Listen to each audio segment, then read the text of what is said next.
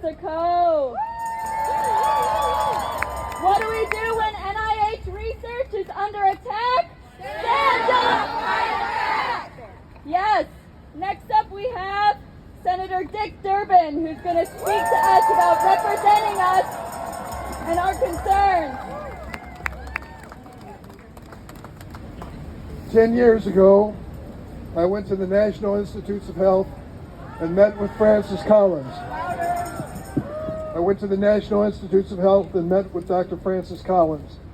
We talked about the future of NIH, and I reminded him of an era when a congressman from the North Shore of Illinois, North Shore, Chicago, John Porter, managed to double the budget for the NIH agency.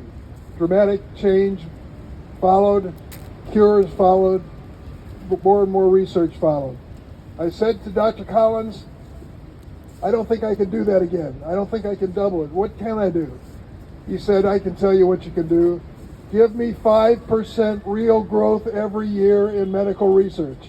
And I'll tell you what'll happen.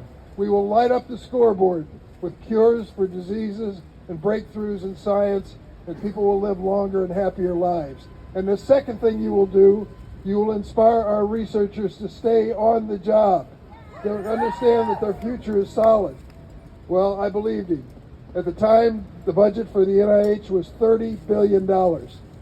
10 years later, because of a bipartisan effort, it reached $48 billion, from 30 to 48. If we had any sense, we'd raise it 5% again next year, and every year to follow. The net result of all this is, of course, what he predicted. Researchers staying on the job, inspired by their work, making changes. And so the situation facing us now in Washington is pretty obvious.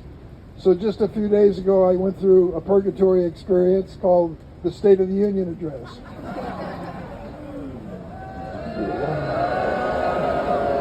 It was worse than that. I will tell you, I brought as my guest, and I don't know if she is here, Elizabeth Solkow. Is Elizabeth with us today? Elizabeth, Dr. Solkow, is a medical researcher at Lurie Children's Hospital. Her focus, her specialty is neuroblastoma, the #1 pediatric cancer of children ages 1 to 5. Through the research that she's been part of over the last decade, they have cut the death rate from 100% to 50%. It can be more, but we need to keep her on the job, and we need to keep you on the job. Now let me tell you what, my science is political science, so let me tell you a little bit about it for a minute. The key to this campaign to restore funding for medical research is very basic.